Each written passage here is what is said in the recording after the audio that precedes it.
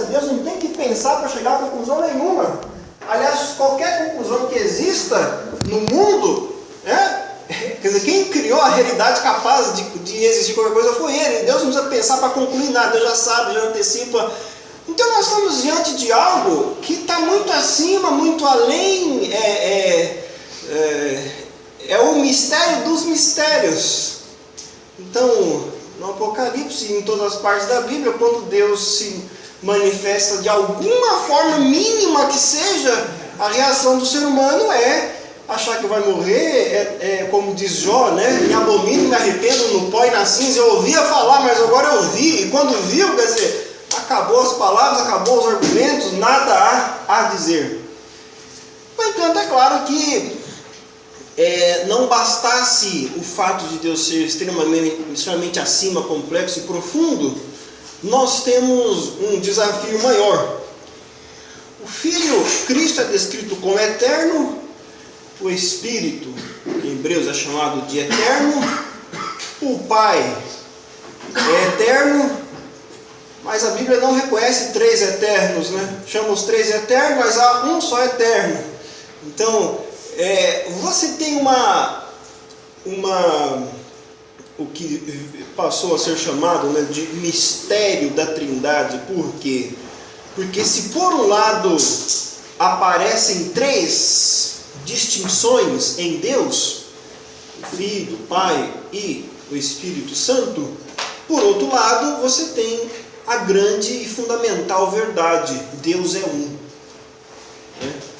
Então, a forma como Deus se revelou para nós na Bíblia, ela chama atenção para esses dois aspectos, Por um lado, Deus é único, não aceita outro. Ele diz: a minha glória eu jamais darei a outro. Então Deus é único, uno, completo. Não faz sentido dizer que há dois infinitos, seria um contrassenso, porque se há dois infinitos no universo, então não tem sentido, porque se é infinito, logo não há um segundo. Aquele já é suficientemente, ele é o começo, meio, fim, é tudo, não tem dois tudo. Mas ao mesmo tempo você tem clara distinção entre o Filho e o Espírito em relação ao Pai. Então, claro, esse não é um assunto que foi facilmente compreendido por todos, e nós vamos estudar. Eu achei que tratar de Cristo antes do Espírito Santo daria os fundamentos, ou parte do fundamento, para chegar na questão do Espírito Santo, que é a mais delicada, pelo menos. Agora, só que no caso do Adventismo, a questão da divindade de Cristo, ela muitas vezes está no fundamento da negação do Espírito Santo. Para negar o Espírito Santo, por exemplo, Ricardo Nicotra, no livro Eu e o Pai Somos Um, ele ataca Cristo também, quanto à sua divindade. Uma coisa meio que deriva da outra. Alguns, porém, aceitam uma bindade, não trindade. O Pai e o Filho é Deus. Agora não, só o Espírito que não. Então veja, dada a profundidade, a grandeza e a amplitude de Deus e das revelações bíblicas, foi muito comum as pessoas tentarem diminuir Deus para caber na sua cabeça. E no decorrer do século, eu queria começar por esse ponto. Apenas um desses nos interessa mais, mas só para você ter uma visão um pouco mais completa. Quem que vai passando para mim os PowerPoint? Ok, pode ir. Então, no decorrer dos séculos, a partir do primeiro século, chegou um ponto que a igreja precisou pensar: peraí, afinal, Deus é um, Deus é um, ok. Então Cristo é o quê? Quem estava na cruz é uma criatura? Não, pode ser. Mas então, como é que a gente faz? E de alguma forma foram surgindo tentativas de simplificar a divindade. Você conhece uma que é a mais conhecida, talvez a que atingiu o Adventismo e ronda por aqui, é essa aqui, só essa aqui, arianismo. Todas as outras, a maioria não faz a menor ideia de que elas existiram, causaram grandes debates no decorrer da história, tratando especificamente de Cristo isso aqui. né? A do Espírito eu trago depois. Passa um pouquinho eu selecionei, poderia ter pego outras, eu selecionei 8, né? Poderia ser 7 por ser adventista, poderia ter pego só 7, né? Para ficar algo mais simbólico. Eu citei 8, só para você ter um pouco da ideia de que a tentativa de entender Cristo e sua relação com tudo que a Bíblia falou a respeito de Deus e Deus o Pai no Novo Testamento, a tentativa de entender e de classificar e de facilitar e de, enfim, caber dentro da cabeça é uma tentativa muito antiga, né? Muito antiga. E, inclusive, tudo que já foi produzido por adventista.com, né, que tem na internet os livrinhos que você conhece, nada mais é do que uma repetição muito pobre de uma única dessas. Começando pelo começo, então. Ebionitas, pode passar logo no primeiro século ainda, pouco depois da destruição de Jerusalém no ano 70. Ebionismo, né, veio de uma palavra que quer dizer pobres. Eles se diziam pobres, fazendo alusão ao que Cristo falou: bem-aventurados os pobres de espírito, porque herdarão o reino do céu. Os críticos, eles são pobres, mas de espírito não, é pobre de raciocínio mesmo, diziam os críticos deles. Mas enfim, orientado pela Torá judaica, não, Deuteronômio diz: Deus é um, ouve a Israel, o Senhor Deus é um. Então não tem como. Como que trataram com Cristo? Porque eram cristãos. Então deram a seguinte explicação: não faz sentido. Cristo é um profeta. No batismo ele foi ungido Messias, mas ele nasceu de José e Maria normal, não tem nada além disso. Ele morreu como homem normal, portanto é um profeta, mas ungido como Messias no seu batismo. Assim eles resolveram. Logo protegemos o que a Bíblia ensina sobre Jeová no Antigo Testamento. Pode passar. O docetismo na verdade, vai por outro lado. Docetismo é o seguinte: doquel quer dizer aparecer. A lógica deles é assim: se Deus sendo Deus, é imortal, Deus não morre. Ora, Cristo morreu, logo não pode ser Deus. Está entendendo? Deus não morre, Cristo morreu, logo não é Deus. Porém, eles chegaram à conclusão: biblicamente, Cristo é Deus. Então eles tiveram a seguinte: em vez de negar a divindade de Cristo, eles negaram outra coisa. Eles disseram que na verdade Cristo não tinha um corpo real, ele apenas aparentou. Doquel quer dizer aparecer, e daí o nome docetismo. Cristo aparentou ter corpo, aparentou sofrer, aparentou ser ser humano, aparentou morrer, mas não morreu. Por quê? Porque Deus não morre. Então foi tudo aparência, né? Para dar um exemplo na lição, mas é assim. Essa foi uma das heresias surgidas também. O próximo, o adocionismo. Cristo, um homem normal, como diziam os ebionitas, mas com uma pequena elaboração a mais. Eles diziam o seguinte: Cristo foi adotado por Deus no seu batismo, né? Abriu o céu, é a pomba, e esse é o meu filho amado. Deus adotou como filho. Na cruz, porém, Deus o abandonou. Tanto que Cristo diz, né? Deus meu, por que me desamparastes? Então, do batismo à cruz, Cristo teria sido ungido, o Messias, tudo mais, mas Deus o adotou por um tempo e depois o abandonou na cruz. E assim, era assim que eles ensinavam quem era Cristo também. O próximo, arianismo. Esse é o único que sobreviveu. Todos os outros, eu falo, você não tem a menor ideia por quê? Porque ninguém deu vida para eles. Esse aqui foi um dos mais influentes na época e sobreviveu.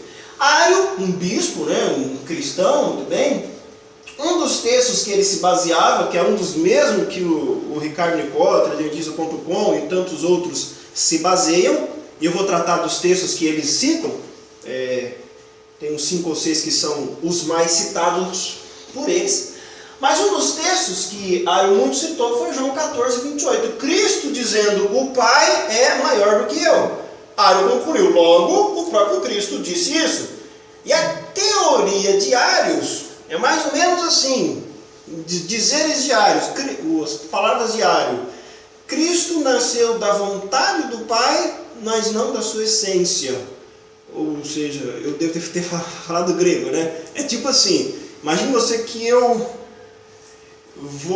seja um artista muito hábil e faço um bonequinho do tamanho de um bebê, né? E aí, de alguma forma, eu consigo fazer esse bebê, esse boneco falar, responder, enfim, o boneco tem até emoções, etc. Só que aí eu me caso e tenho um filho, do mesmo tamanho do bebê, dou o mesmo nome. Qual a diferença entre um e outro? O filho tem a minha genética, tem a minha essência. O boneco não. É obra da minha intelecção, da minha habilidade, mas não tem nada meu dele. É assim que Ario falou, Cristo é isso. O primeiro ser que Deus criou foi Cristo. Só que Cristo não partilha da essência de Deus. Deus criou, igual um artista faz uma obra bonita. E aí, a partir de que então Cristo criou todas as coisas. Então a primeira criação de Deus foi Cristo. Por quê? Arius bebeu muito da filosofia, e era assim que a filosofia platônica mais ou menos ensinava. Tem Zeus, o Deus principal. Aí tem os Eons, deuses menores que saem do Deus maior. E esses deuses menores fazem um monte de coisa. Um deles até criou o mundo aí. Pois bem, ele tentou adaptar isso a Cristo. Então, Deus é o equivale a Zeus e Cristo, Deus criou. Pronto. E acredite, é exatamente isso aqui que os antitrinitarianos modernos da nossa cidade, exatamente, eles repetem. Só que Arius eu até acho um pouco mais bem elaborado, né? Eles são um pouco mais simplórios ainda na defesa deles. Enfim, mas os mesmos textos que Arius usava, eles citam, porque Cristo é chamado de unigênito, quer dizer o quê? Único gerado, é chamado de primogênito, quer dizer o primeiro gerado. Então, os mesmos textos que Arius usou, eles usam também. Mas, avançando agora um pouco mais rápido, pode passar. Apolinário se opôs a Ario. O problema dele é o seguinte, Cristo, a mente de Deus teria assumido a mente de Cristo. Então Cristo, na verdade, era só um corpo alugado por Deus. Não tinha ser humano. Na verdade, a mente era totalmente divina. E, portanto, essa foi a teoria de Apolinário. O próximo, pode passar também. Nestor, ele dizia o seguinte, e que, dado que Deus tem duas naturezas, né, a humana e a divina, ele justamente se tratava de duas pessoas. Então é o seguinte, um ser divino habitava em Cristo, esse é Deus, ó. Mas também tinha duas pessoas em uma. Sabe quando a pessoa está possessa, aí tem hora que ele fica consciente, tem hora que ele perde, tem hora que... É mais ou menos assim. Bipolar. É isso, só que eram duas pessoas num só. Assim explicou Nestor, a pessoa de Cristo. O próximo, pode ir. Monofisismo negou que Cristo havia duas naturezas, uma natureza divina e uma natureza humana e uma só pessoa. Ele falou, não dá, muito confuso, muito complexo. Uma natureza fica mais fácil de entender. Então negou as duas naturezas de Cristo. Pode ir. Monotelismo negou que Cristo tinha que existia o querer humano em Cristo, né? Era um ser humano, mas a vontade, o querer, era sobrenatural, divino, não existia a faculdade da escolha humana. Cristo não tinha como fazer decisões humanas de fato. Por quê? Porque era somente a faculdade da escolha divina que estava nele. Negou o aspecto principal do ser humano, que é a faculdade de escolha. Pode ir? Então, resumindo, essa parte histórica é isso. Ebionismo nega, enfim, Jesus é o Messias adotado, nasceu de Maria e José normalmente. Docetismo, Cristo apenas aparentou, não tinha um corpo real. Adocionismo, ele foi adotado no batismo, abandonado na cruz. Arianismo, é isso que nos atinge hoje. Cristo foi criado pelo Pai, porém é inferior em todos os aspectos. Apolinário, Jesus não tinha mente humana, a mente divina tomou lugar, alugou o corpo dele. Nestor, Cristo era duas pessoas, uma é que veio do céu, outra é um ser humano que era duas pessoas. Monofisismo, os indivíduos que negaram que Cristo tinha duas naturezas, e monoteísmo, negaram, enfim, a vontade humana, o crer humano. Muito bem, em essência então, essas são dentre as principais heresias que aconteceram desde o primeiro século até os nossos dias. Uma dessas chegou até nós, porém, e é dessa que nós vamos tratar um pouco então. Então vamos lá, vamos começar por uma declaração bíblica sobre a divindade de Cristo, e em segundo lugar nós vamos tratar quais são os argumentos usados para negar a divindade de Cristo, que é o que mais nos interessa. Acho que pode dar algum elemento para você. Evangelho de João, capítulo 1, verso 1 a 3. Deixa eu só colocar aqui uma questão para você também. Os evangelhos sinóticos, que são evangelhos sinóticos? Mateus, Marcos e Lucas, né? São muito parecidos, dá para fazer uma sinopse com eles. A preocupação deles não é provar que Cristo é Deus. A preocupação dos evangelhos sinóticos é provar que Cristo é o Messias prometido no Antigo Testamento. Que o filho do homem lá que aparece no Daniel é Cristo. Que o filho de Davi, o rei que iria reger, pois é Cristo. A preocupação é essa. Tudo que foi profetizado se cumpre em Cristo. Essa é a preocupação dos evangelhos sinóticos. Nenhum deles está preocupado em provar que Cristo é ou não Deus. Isso não foi o assunto deles. Okay? Mateus, Marcos e Lucas não se preocupou com essa questão. Acontecem coisas lá que, por implicação, quer dizer, só pode indicar que Cristo é Deus, como por exemplo o perdão de pecados, ok, mas não é a intenção do texto provar, não é isso que ele está argumentando, entende? A mesma coisa dos textos de Paulo, falam muito bem de Cristo, ótimo, né? Elogia Cristo, exalta Cristo, mas nunca foi preocupação de Paulo defender e argumentar que Cristo é Deus como Pai. Não fez parte das preocupações de Paulo. Pelo contrário, Paulo estava preocupado em dizer que a salvação é somente por meio de Cristo. Esse é o ponto. Evangelho de João, aí é diferente. Aí tem a intenção de dizer esse aqui e mais. Vamos começar a ler o texto. Só vou ler o capítulo 1 com uma questão mais de brevidade de tempo. No princípio era o verbo estava com Deus, o verbo era Deus. Vamos falar aqui um pouquinho. Aí ele estava no princípio com Deus. Princípio, João está se referindo à criação do mundo. Gênesis capítulo 1, versículo 1, o texto começa dizendo, no princípio... Né? Pois é, João está repetindo a mesma frase. Só que João está dizendo algo assim. Ele está usando aqui o verbo ser no imperfeito. De propósito, ele podia ter usado de outra forma, no perfeito. O Evangelho de João, capítulo 1, por enquanto, verso 1 a 3. Qual a diferença do verbo no imperfeito, né? Todos fizeram ensino fundamental aqui, né? Né? Quinta série, pois é, lá já dá para pegar.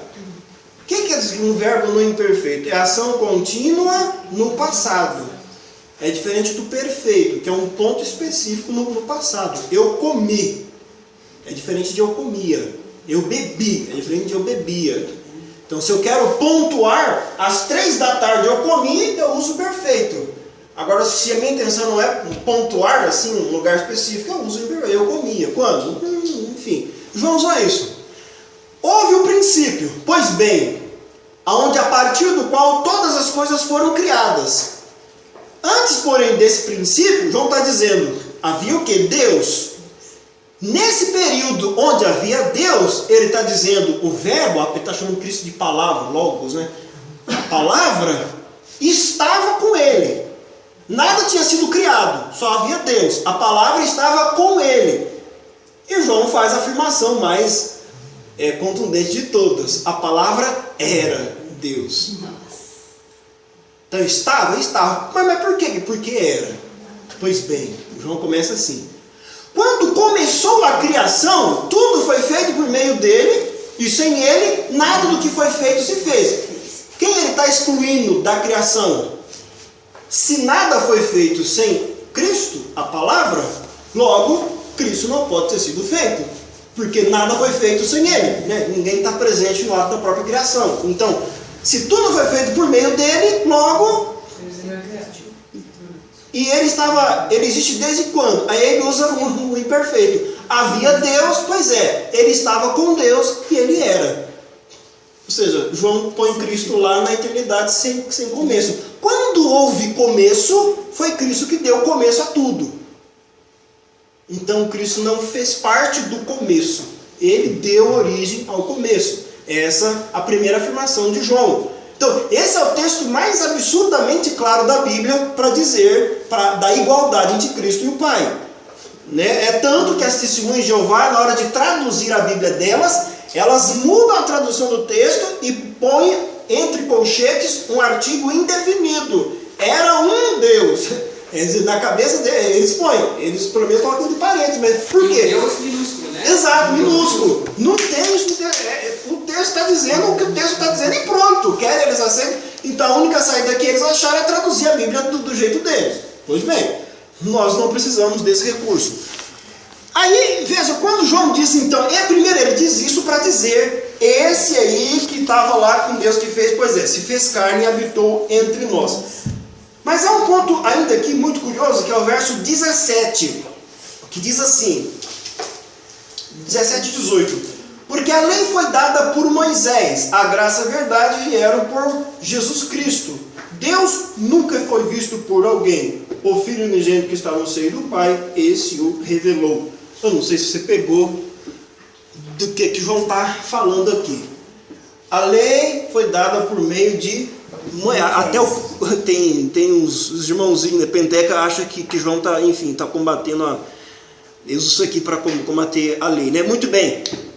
E veja,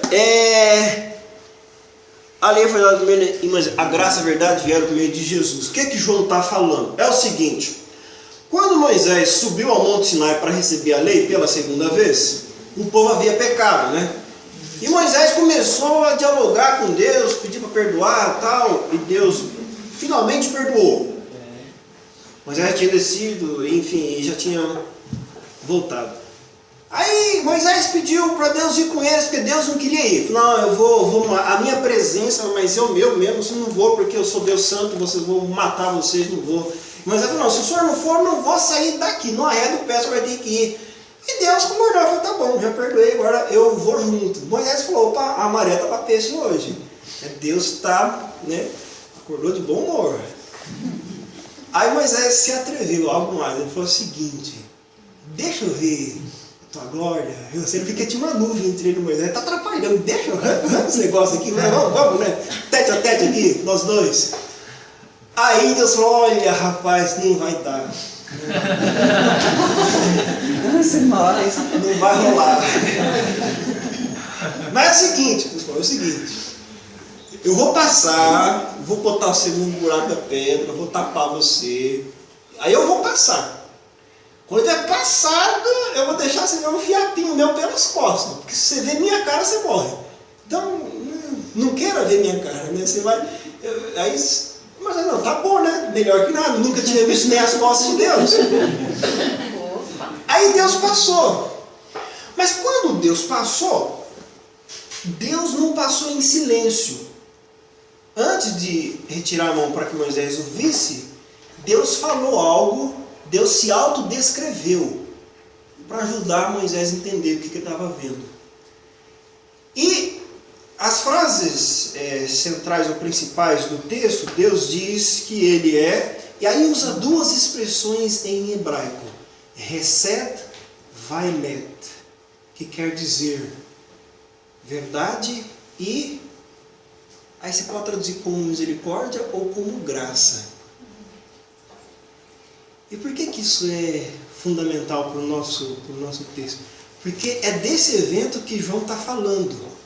Ele diz o seguinte, a lei foi entregue a Moisés, ao povo por Moisés. Deus, o Pai, nunca jamais ninguém viu. Então a lei foi dada por Moisés. Agora, aquele que passou falando de graça e verdade, é esse aí que é o Filho. É esse aí que se encarnou para revelar, para dizer quem é o Pai. O que João está dizendo? Que o Jeová lá do Monte Sinai, que passou se autodescrevendo, pois é esse que se fez carne e habitou entre nós. E por isso agora nós só temos graça sobre graça, a abundância da graça que se tornou carne. Lá ele falou, aqui ele se encarnou. Então, João está... não há maneira melhor e mais clara e contundente de dizer o Jeová do Antigo Testamento viveu entre nós. Então, e por todo o Evangelho de João, você tem repetidas vezes esse tipo, né? João conta que quando Tomé vê Jesus, ele diz, Senhor meu e Deus meu. Né? João 5,18, pegarem pedras para jogarem a Cristo, porque ele se fazia igual a Deus. Então, por todo o Evangelho de João, ficou claro que Cristo não só partilha lá da eternidade com o Pai, que nada criado existia, mas também o Jeová conhecido. Ou seja, 1 Timóteo 6 também diz isso, que Deus jamais foi visto por homem algum. Homem algum é capaz de ver a Deus, se referindo ao Pai. Assim como o Espírito, ninguém jamais viu, não tem a menor ideia. Apenas uma divindade que foi visto. Então, todas as vezes que Deus foi visto, quem estava sendo o rosto de Deus era Cristo. Entende? Deus falou, não, foi Cristo. Então, mas lutou com Jacó. Não, era Cristo. O Pai jamais foi visto, o Espírito nunca foi visto. O único visto da divindade foi Cristo. Então, toda vez que a Bíblia ensina ou diz algo a respeito de uma relação próxima de Deus com o ser humano, seja em diálogo, seja com... Nunca foi Deus o Pai, nem o Espírito. Até a ascensão de Cristo, o Espírito nunca havia falado pessoalmente com alguém. Depois da ascensão de Cristo, pela primeira vez você tem o Espírito conversando com uma pessoa. Mas isso é um assunto para o próximo tema. Para aqueles que dizem que ele não é uma pessoa, o Espírito diz explicitamente os termos que só um ser humano pode dizer. Em grego é ego, que é eu.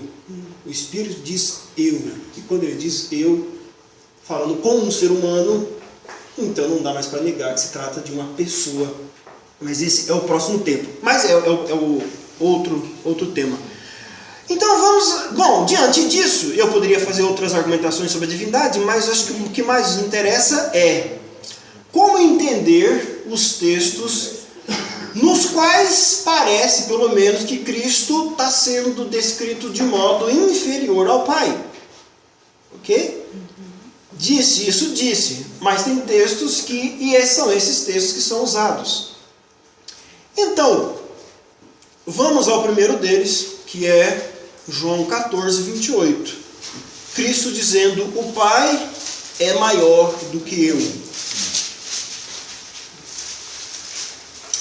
Aliás, me deixa eu mudar a ordem, só por uma questão de compreensão. Eu acho que vai ser mais fácil eu tratar de um outro primeiro. Deixa eu mudar a ordem, desculpe. Vamos fazer o seguinte. Vamos começar do termo unigênito. Termo unigênito. Que aparece na mais famosa passagem da Bíblia, que é João 3,16, mas não somente, aparece em várias outras. Aparece em João 1, 14, João 1, 18, João 3, 18, 1 João 4, versículo 9. Todas essas, Cristo é chamado de unigênito. Qual é o problema da palavra unigênito? O que é que os arianos dizem? Unigênito quer dizer único gerado. Logo, Cristo foi aquele único que Deus gerou. E se ele é gerado, ele vem depois do Pai. E se ele vem depois do Pai, ele já não é igual ao Pai. Então ele é inferior ao Pai. Por quê? Porque ele é unigênito. Ok? Entenderam? A crítica é essa, né? Por que Cristo não é aceito como? Porque ele é único gerado, e a Bíblia diz unigênito, e é isso que quer dizer, único gerado. Pois bem, então vejam só, a palavra unigênito quer dizer único gerado? Quer, né? Em português, em latim, que é da onde ela vem, ela foi... Na tradução para o latim, colocou-se unigênito, e nossas traduções portuguesas costumam usar unigênito. Por quê? Porque uma das mais principais traduções da Bíblia do grego para o latim usou unigênito. Porém, João não está falando unigênito. João está usando uma palavra, hoje infelizmente nós não teremos a lousa. Quer que eu escreva aqui, pastor? Mas a palavra grega é monogenes, se escreve monogenes, né? Que é uma junção de duas palavras. Isso. Essa palavra cresce? Não. Cresce. É só aguardar ela virar adulta. Se você apertar Shift F7, ela fica automaticamente maiúscula. Sabia disso? Apertei Shift F7. Vai lá. Não, o F3. É Shift F3. Aí. Sabia dessa técnica? Não. A letra bíblica se aprende em informática.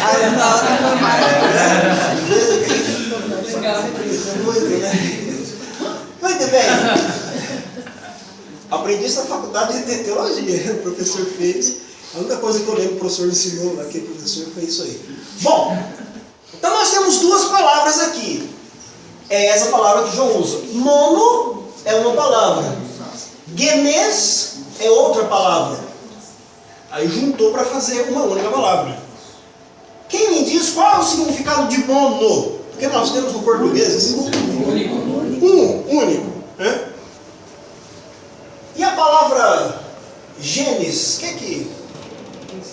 Princípio. Não, princípio é Gênesis. Na verdade, em grego é genes, né? É como se eu... Nós temos palavras que vêm dessa raiz aqui. Mas a ideia dela, até a gente poderia dizer assim, palavras que juntam, né? Genotipo, por exemplo, é disso aí.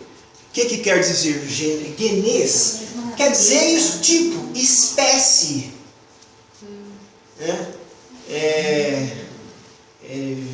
Nós temos, né, quando nós falamos genes, nós estamos de alguma forma genoma, nós estamos, dessa palavra que nós estamos tirando a ideia. É espécie, tipo. Ou seja, o que quer dizer essa palavra? Único do seu tipo, singular. Não tem nada igual. Bom, para você perceber o significado teológico dessa palavra na própria Bíblia, vamos a um texto onde ela não é aplicada a Cristo, é aplicada a um outro personagem. Hebreus capítulo 11, versículo 17. Se você tem Bíblia, peço que você abra e leia Hebreus 11, versículo 17. Quem quiser ler em voz alta, inclusive, para nós, pode ler. Pela fé, ofereceu Abraão a Isaque, quando foi provado. Sim, aquele que recebera as promessas, ofereceu o seu unigênito. Olha só, Isaque, lá no Monte Moriá, quando Abraão foi sacrificá-lo, o texto está dizendo, chamando Isaque de unigênito, que na verdade é monogenes. A tradução, né, sempre traduziu monogenes por unigênito. Por que esse texto é fundamental e mostra o significado teológico? Lembrando, eu pergunto, gerar é função masculina ou feminina? Feminina. Vou repetir a pergunta, tá? Vou dar mais uma chance. Gerar é função masculina ou feminina? Eu falo para minha esposa com todo vigor, sem gêmeos agora, que é masculino. Que é A mulher faz a gestação. Concebe, dá luz. Gerar é função exclusivamente masculina, inclusive na Bíblia, tá, irmão? Nunca jamais um homem concebeu na Bíblia e nunca jamais uma mulher gerou. Nunca você vai encontrar esse texto na Bíblia. Gerado é função sempre masculina. Inclusive na Bíblia. Olha, eu não vou... Veja que também se aprende, né? Aprende vocabulário aqui na minha... Não sei dizer por que fizeram essa, né, essa discriminação, irmão, mas ela existe em longa data, viu? Então veja, por que agora vamos pensar no sentido biológico e no sentido teológico. No sentido biológico, tem como Isaac ser unigênito, ou seja, único gerado de Abraão, naquela época que ele foi? Não, porque já tinha um filho anterior. Já tinha, então ele não é. Biologicamente não dá certo. Mas com Sara Não, mulher não gera, a mulher concebe. É por isso que ele introduziu a palavra dizendo que quem gera é Abraão. Mas ali diz da promessa. Unigênito dentro da promessa. Não, esse é o aspecto teológico. Eu estou perguntando do ponto de vista biológico. Do ponto de vista biológico, literalmente falando, tem como você pegar a palavra, esquece que é monogenês, vamos pensar na palavra traduzida, unigênito. Unigênito no sentido biológico. Tem como Isaac ser o unigênito, o único gerado de Abraão? Não. Porque já tinha gerado Ismael antes. Então há grande distância de idade entre um e outro. Então, biologicamente, é impossível Isaac ser chamado de único gerado, de unigênito. Agora, monogenês, único do seu tipo, que é a palavra grega usada, faz sentido. Por quê? Somente Isaac é o filho da promessa. Quando Abraão gerou Isaac, foi em cumprimento, ele já estava com o corpo amortecido, diz Paulo, Sara era estéril. É uma obra absolutamente divina, sobrenatural, e a partir de Isaac também tem um propósito que é exclusivo, sobrenatural, que não é o propósito para Ismael, fazer dele a nação que chegaria no próprio Messias. Então, e veja que Abraão gerou outros filhos e filhas depois do seu segundo casamento, mas nenhum deles tem o significado teológico de Isaac. Como Isaac é único, exclusivo, nesse sentido teológico, ele é monogenês, ele é unigênito nesse sentido.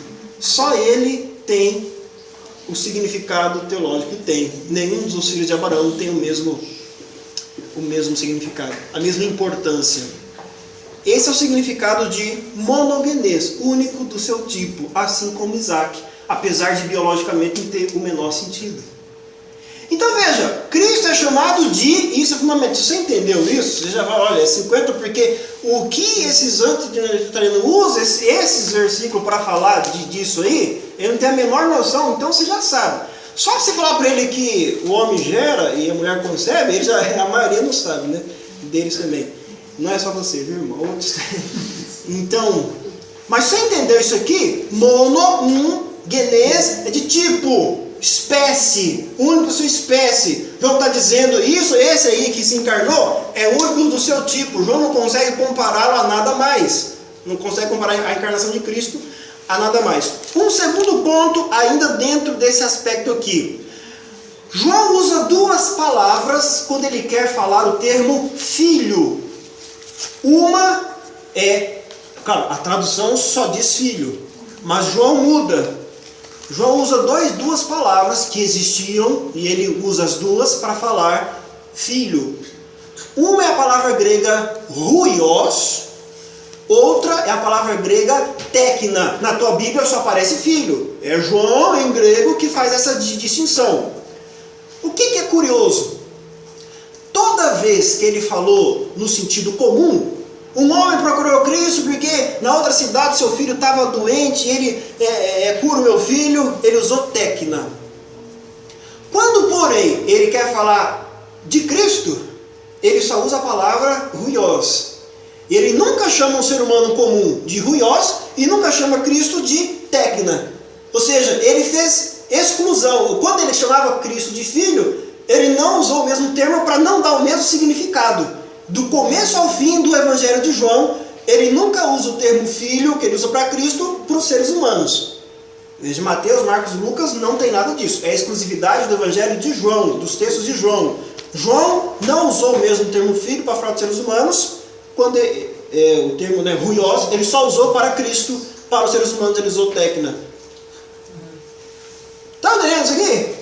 Veja, eu sei que talvez alguns temas bíblicos que eles não são assim tão facinho quanto, por exemplo, aqueles sermões que a gente faz para a pessoa chorar no final, né? Que a gente conta uma história de morte, triste, a pessoa chora. Eu sei que é mais fácil de entender, né? Alguns temas dão um pouco mais de trabalho, o cérebro dá uma pequena, né, esquentada, né? Mas se você entender isso aqui, pelo menos a ideia, depois, Gui, eu vou, já que eu tenho, se eu não tenho, eu mando todos esses textos e as palavras com os caracteres grego e português, assim, entre parênteses, com tudo que eu estou falando aqui, em uma, duas folhas, resumindo, assim. Aí você espalha pro pessoal, só para você recorrer caso você não esqueça alguma coisa. Mas o importante é você pegar a ideia do que se trata. Bom, agora sim vamos a João 14, 28, né? O Pai é maior do que eu. É 14, 28 ou é 5, 28? Oi? É 14, 28 mesmo, né? O Pai é maior do que eu, disse Jesus.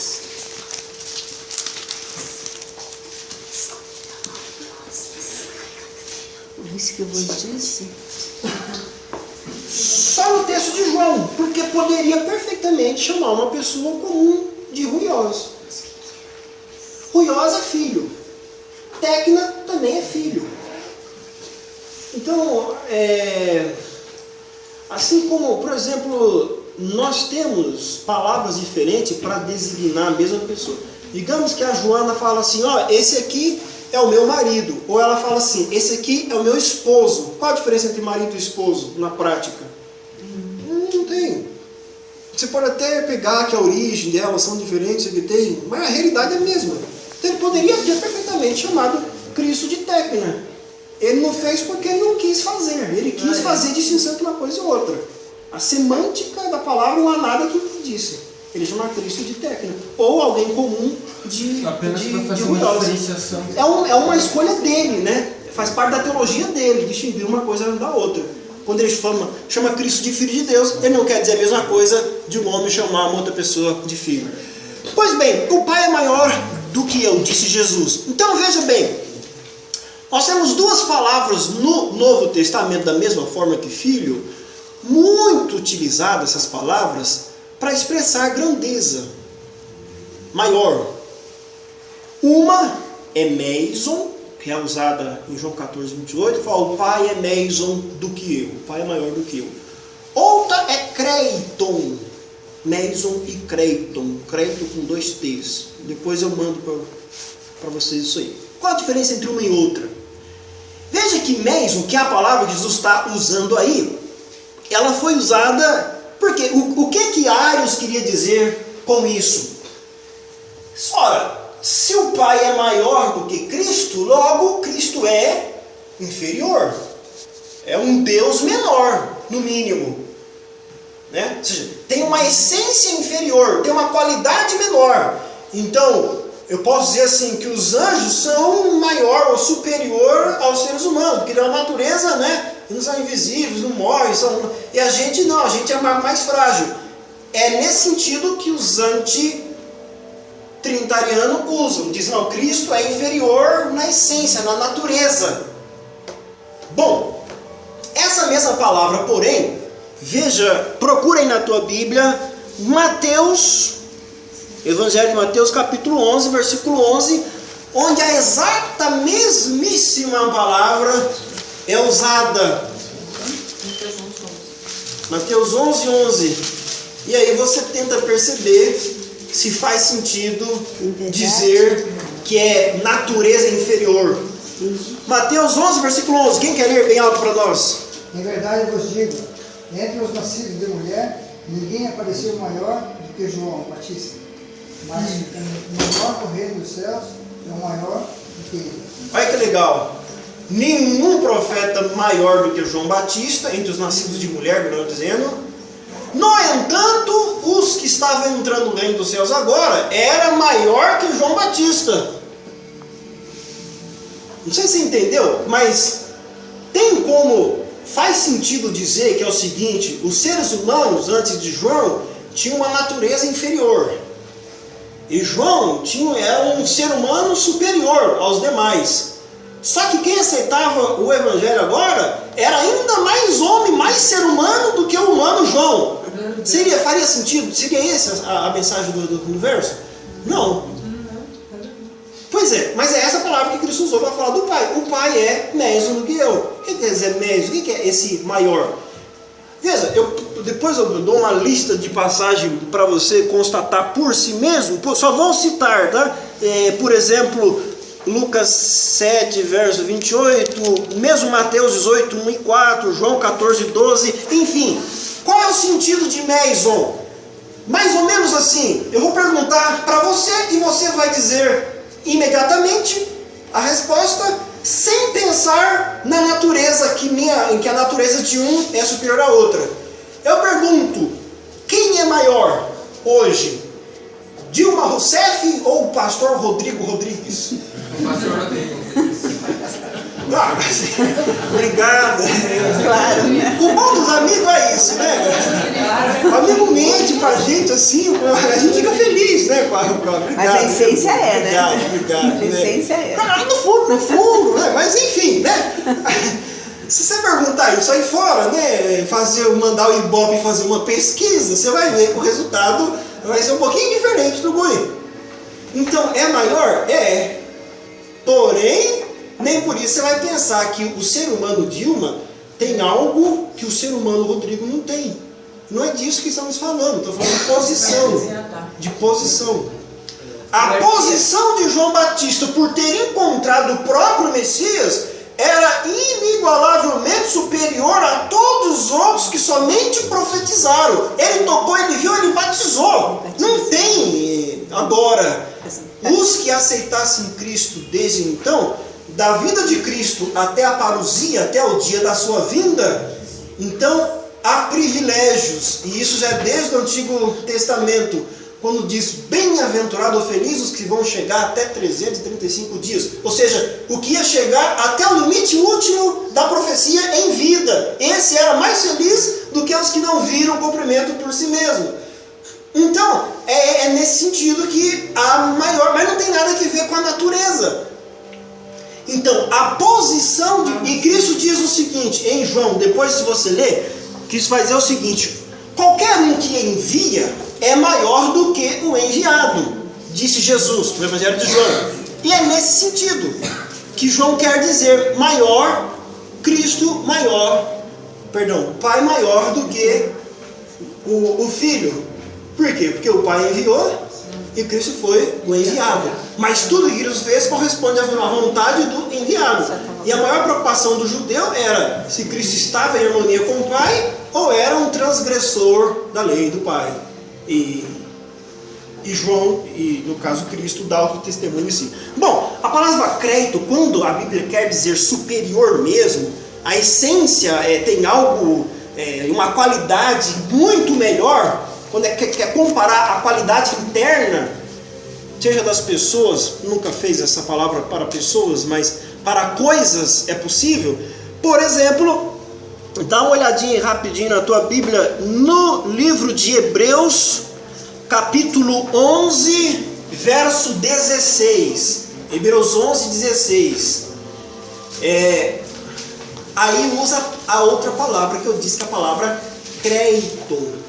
Mas ela só se aplica a coisas. Ela uma vez foi usada para Cristo, para dizer que Cristo é crédito em relação aos anjos. 11:16. Mas vamos aí, Hebreus 11:16. Mas agora aspiram a uma pátria superior, isto é, celestial. Por isso, Deus não se envergonha deles, de ser chamado o seu Deus, porquanto lhes preparou uma cidade. Então, a Jerusalém do céu é superior, diz o texto, a daqui da terra, a qualquer coisa aqui na terra. Mas aí, veja, ele está querendo dizer que ela em si mesma é melhor mesmo, é superior mesmo. Aí ele usa uma outra palavra, ele não usa meson, que é a palavra que nós vimos agora, João Batista maior, o Pai maior. Ele muda até a palavra, porque aí sim ele quer dizer, ele está comparando, e há uma coisa inferior e outra superior. Não é a posição da cidade que é apenas superior. A cidade, Nova Jerusalém, é em si mesma superior, tem qualidade superior.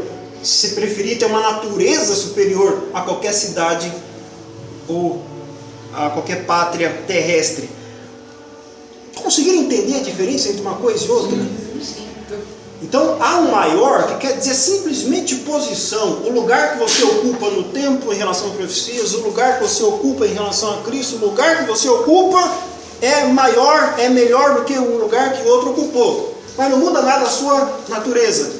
Quando a Bíblia quer falar de natureza superior, uma qualidade interna superior, a palavra não é meso, não é outra. Então quando fala das cidades do céu e as cidades da terra, aí usa essa palavra que é diferente.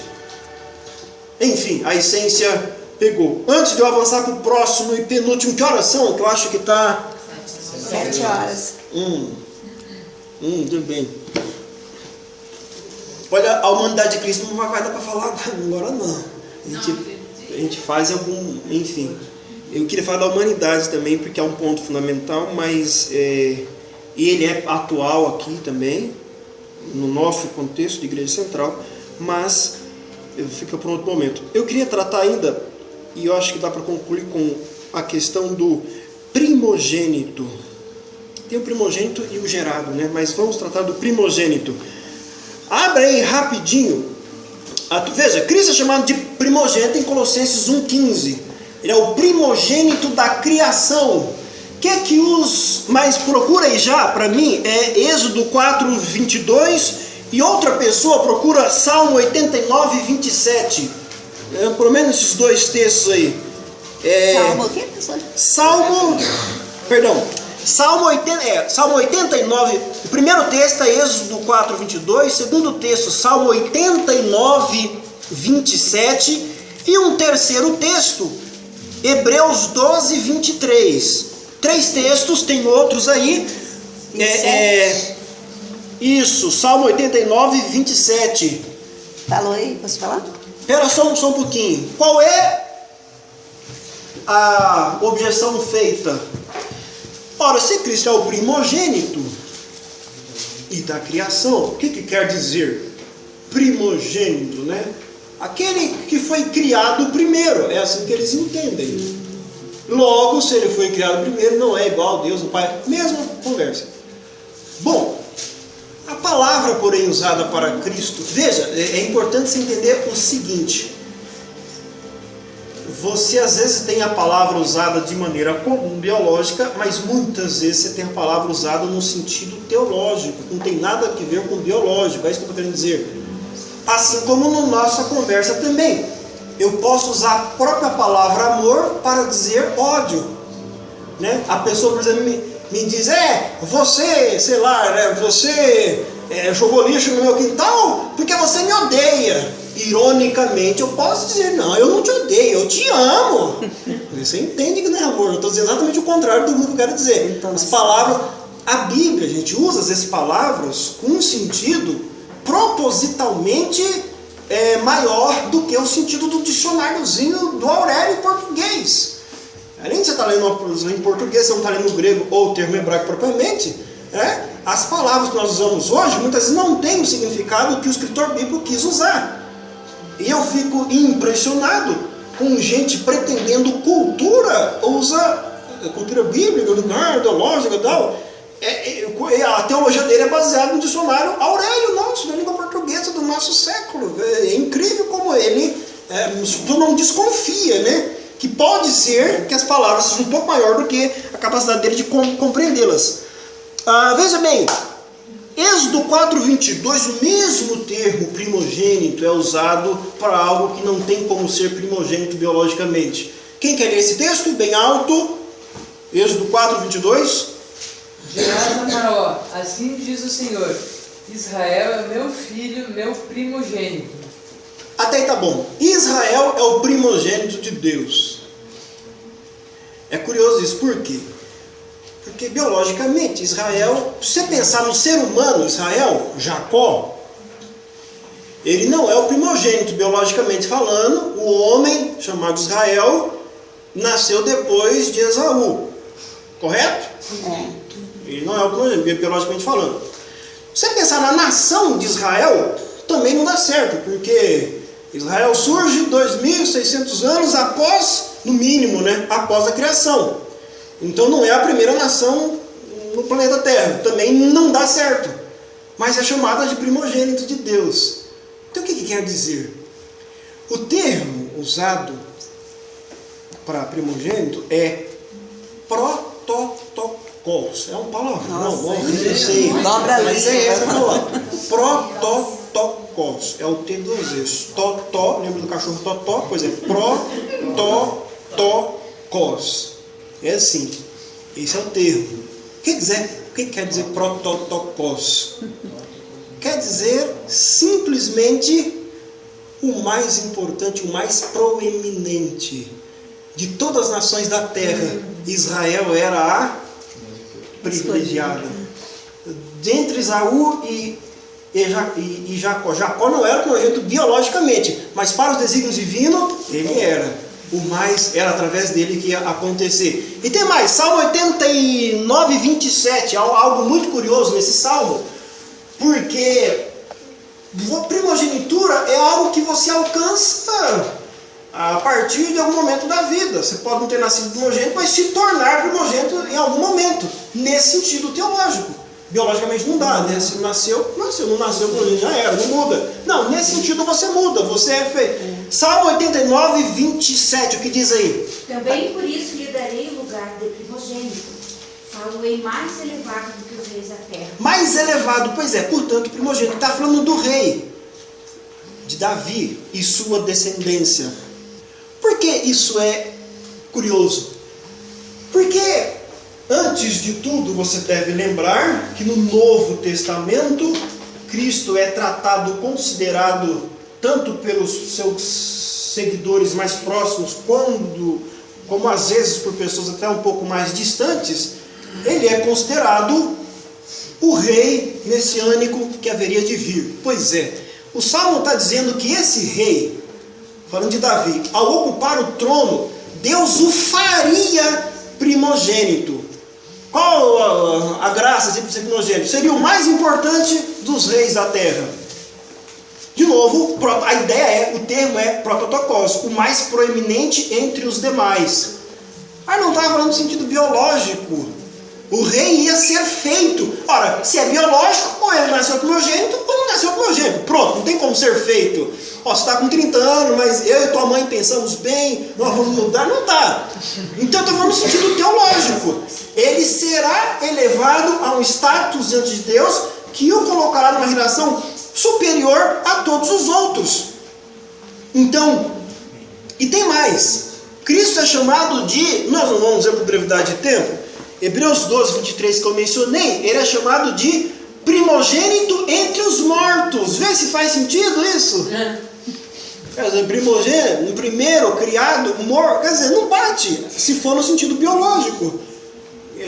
Agora, eu pergunto, no sentido de prototokos, proeminente, de todos que morreram nesse planeta e depois voltou a viver, teve alguns, eu pergunto, qual deles foi o mais importante?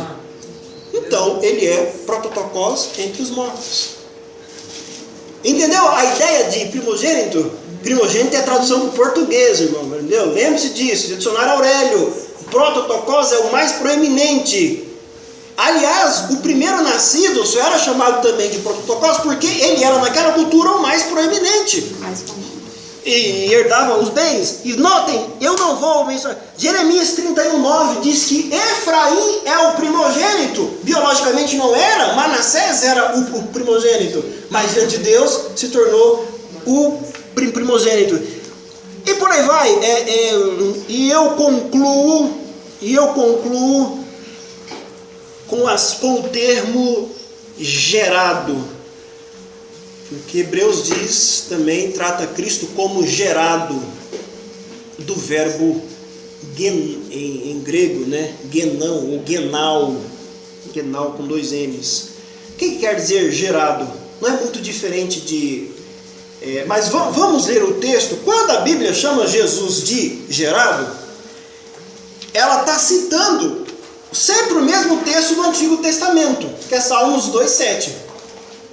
Vou repetir. Sempre que a Bíblia chamou Jesus de... As poucas vezes que Hebreus, na verdade, chamam ele de gerado, não é o apóstolo, não é o escritor que está dizendo Jesus foi gerado. Ele está citando um salmo, que é Salmos 2:7, que aparece várias vezes no Novo Testamento, todas as vezes aplicado a Cristo.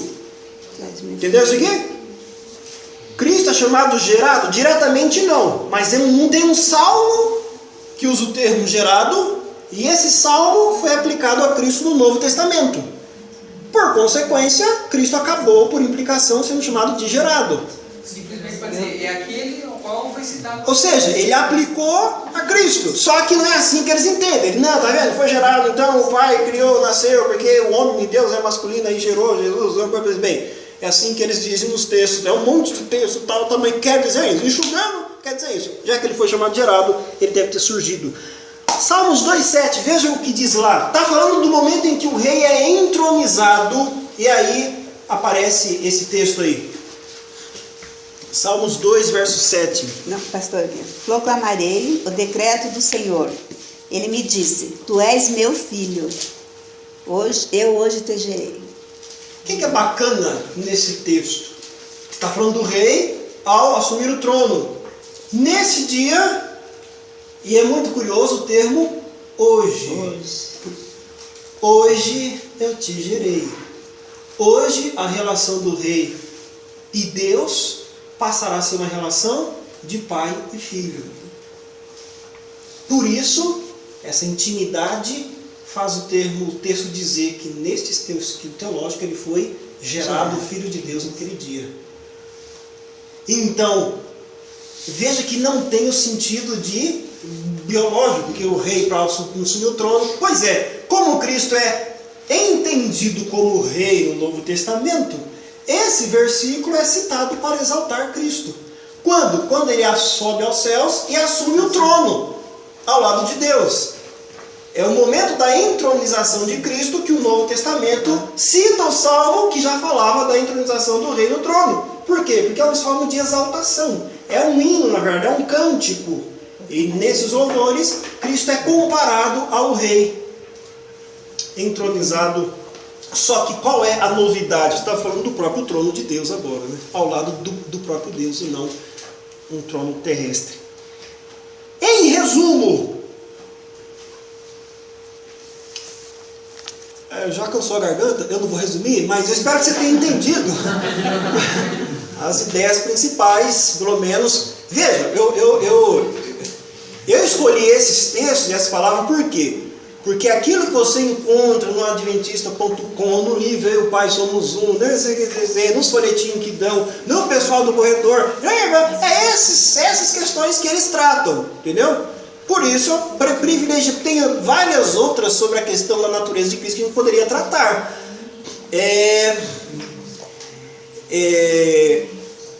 Quando Ellen White escreveu o livro O Desejado de Todas as Nações, ela tem uma citação que ela diz assim: Cristo tem vida em si mesmo, vida original, não derivada, não recebida, tem vida de si mesmo. Tem um homem chamado M.L. Andreasen, que, ao tratar da humanidade de Cristo, ele é um dos principais nomes, Andreasen, Waggoner e Jones. Mas Jones e Waggoner teriam ficado apagados na história, talvez muito deles, se não fosse esse tal de Andreasen. Andreasen foi até a casa, foi de um estado a outro, até a casa de Ellen White para perguntar se realmente ela havia escrito aquilo ou alguém tinha posto aquilo no livro no lugar dela. Por quê? Nem todo adventista nas primeiras décadas tinha uma clara compreensão do que eu acabei de te dizer aqui, a divindade plena de Cristo, e que esses textos nada tem que ver com a sua, não diminui a sua natureza. Nem todo adventista, inclusive Andreasen. O primeiro adventista a dizer explicitamente Deus, que Cristo é a mesma eternidade do Pai, o original, ninguém criou, Ele tem vida de si mesmo, Ele é a vida por essência. O primeiro adventista a dizer isso explicitamente foi Ellen White. Todos os outros não tinham essa concepção clara antes dela. Qual é um dos principais argumentos dos adventistas modernos? O que eles dizem? Mas os pioneiros não acreditavam na divindade de Cristo assim. Por exemplo, esse Jones que eu acabei de mencionar, ele cria o seguinte: Cristo foi criado, mas há tantos bilhões e bilhões e bilhões de anos atrás, que para nós é como se fosse eterno. É assim que ele diz, num dos livros dele, que eu li.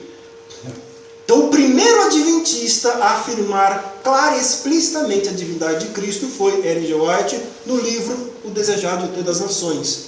Antes dela, nenhum adventista tinha essa compreensão clara. Então, quando alguém vier te dizer, mas os pioneiros não criam na divindade de Cristo, é verdade. O problema é que ele não está entendendo a época. Antes também, no início, adventistas fumavam, né? E usavam um monte de coisa, chapavam o coco aqui e acolá, coisa que você não faz, mas eles faziam. Ellen White, até 1840, 22 de outubro de 1844, temos, né, nascimento da igreja adventista, por assim dizer. Pois bem, Ellen White foi guardar o primeiro sábado em 1846. José Bates. Já era profetisa. 2 anos sem guardar o sábado.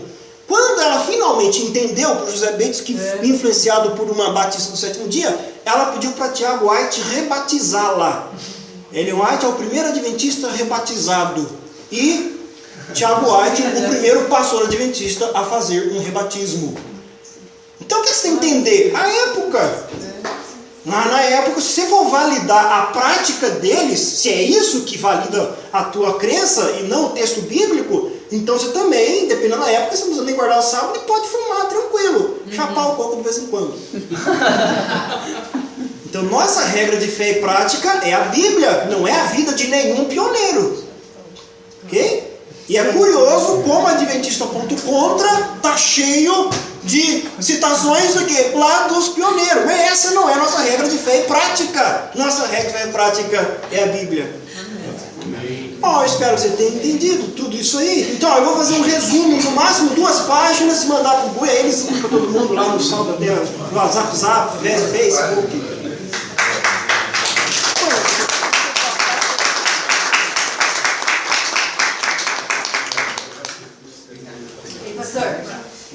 Deus respeita o nosso tempo, né? Com certeza. A gente não respeita os Pois nossos, é. esquece de respeitar. Exatamente. Obrigado, novamente, pastor. Por favor. Por que esse povo, que tudo que protesta a divindade de Cristo, não lê ali João 10, verso 30? Eu e o Pai somos um. Não, esse é o título do livro do Ricardo Nicotra. Lê ele, lê. Só não resolve muito. Mas então, desse jeito, eles não vão acreditar no céu.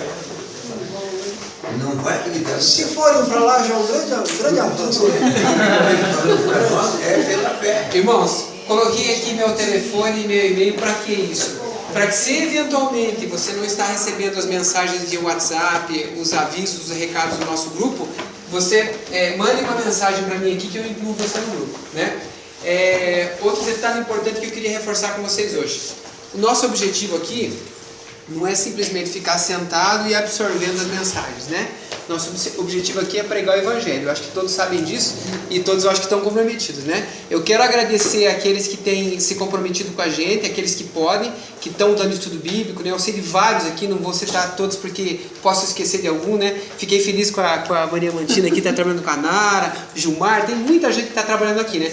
E eu estou passando, à medida que eu recebo os endereços do pastor Rodrigo, através da Tayan e do Andrés, que estão fazendo os contatos com os visitantes, eu estou passando endereços para vocês darem estudos bíblicos. Então, à medida que vocês vão encaixando, o irmão Wilson está com o Manad dando estudo, né? Tem um monte de gente aqui trabalhando. À medida que vocês forem recebendo as mensagens e falam, puxa, ó, esse endereço fica perto da minha casa, vão se dispondo aí para fazer e a gente vai estar com vocês, né? Ah, não sei dar o primeiro estudo bíblico. O pastor Rodrigo vai com você, eu vou com você. Tem tanta gente, o Jackson pode ajudar a gente, né? A fazer aquela primeira visita, aquele primeiro contato. Então, já tem, eu acho que aí por baixo, aí umas 15 pessoas aí do nosso grupo aqui dando estudo bíblico. Se você ainda não está, vai surgir oportunidade e a hora que aparecer o endereço perto, você também se disponibilizar a fazer isso aí, tá ok? Então tá bom. Eu queria só levantar uma questão e eu queria que você também pudesse complementar. Por exemplo, eu acho que tem perfis e perfis de pessoas que questionam a divindade de Cristo, né? Então, assim, eu acho que a linha de estudo, talvez aqui, é uma linha muito focada para quem já é cristão e para quem acredita na Bíblia. Ponto. Só que como eu argumento, por exemplo, aí a maioria dos meus amigos são assim, como que eu argumento a divindade de Cristo dentro de uma linha histórica? Né? Por quê? Porque, por exemplo, a referência deles, eles entendem a Bíblia assim como um livro histórico, né? Tem o seu valor, enfim.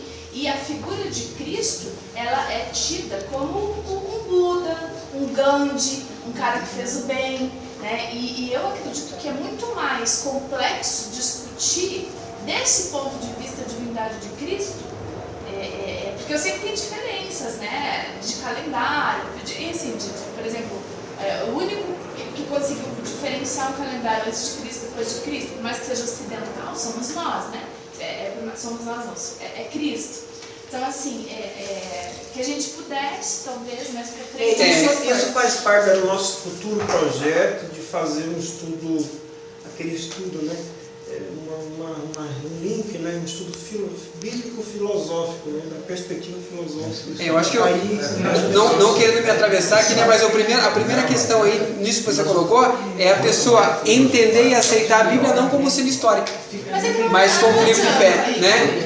Aí a gente fez com o pastor Fernando Iglesias um estudo onde você começava a abordar a Bíblia como a questão da pessoa aceitá-la como fé, mas puxando questão de criacionismo, uma série de outros contextos mais que englobam esse assunto que podem te ajudar.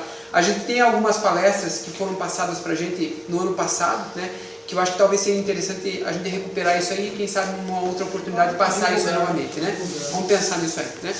Tá ok, nós não queremos atrapalhar o culto, vamos ficar em pé e encerrar com a oração. Oração para ajustar, ela teve uma corrupção, bateu luz na porta e antes que não veio porque está roto. Vamos orar por ela, pastor, por favor, encerrar. Ok, oremos. Só um lembrete, o Bill falando, até comentei com ele esses dias, nosso projeto aqui do Espaço Novo Tempo,